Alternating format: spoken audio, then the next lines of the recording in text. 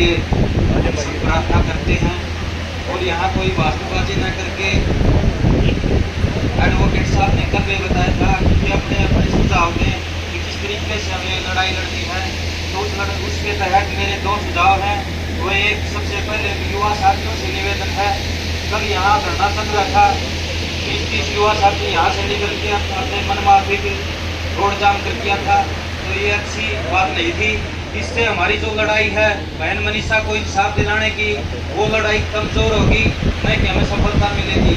जो यहाँ धरना कमेटी है, जो हमें आदेश दे, उस आदेश के अनुसार हमारे सारे युवा साथियों को काम करना है, नहीं कि किसी ऐसे आदमी की जो हमारे इस न्याय की लड़ाई को कमजोर करना चाहे, उसकी बातों में आके कोई ऐसा काम करे जिससे हमें नुकसान हो।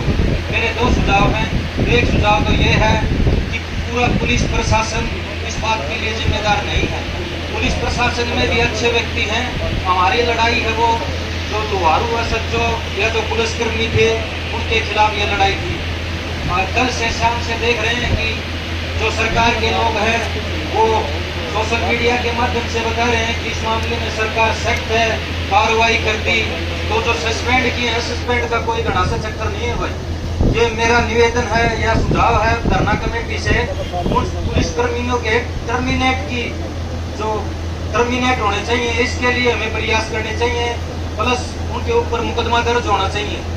दूसरी बात, मेरा ये सुझाव है कि जो साथी यहाँ संगठन वाले आते हैं या वो कहते हैं कि हमारी जो भी ड्यूटी लगाई जाएगी उसके लिए हम तत्पर हैं, तो आप सभी से भी निवेदन है कि अपने अपने संगठनों को जहां आप कार्य कर रहे हो, चाहे वो वार्ड हो, दादरी हो या प्रदेश का कोई भी कोना हो, आप अपने अपने स्तर पे वहाँ इस आवाज को उठाओ ताकि ये आवाज पूरे सेंट्रल लेवल की आवाज हो और प्रदेश नहीं बल्कि केंद्र की सरकार के कामों में भी ये बात गूंजे और आपकी ये बात मान के दोषी जेल के भीतर हो, जो प्रशासनिक अधिकारी हैं जिन्होंने लापरवाही बरती वो भी उसके अंदर हो।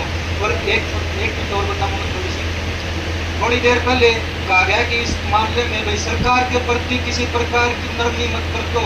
ये एक मिनट, ये मान लो कोई उस दोषी का परिवार पूरा जिम्मेदार हो सकता है, तो ये जो तेरी भर्ती की प्रशासन की, इसके लिए सरकार जिम्मेदार क्यों नहीं हो सकती?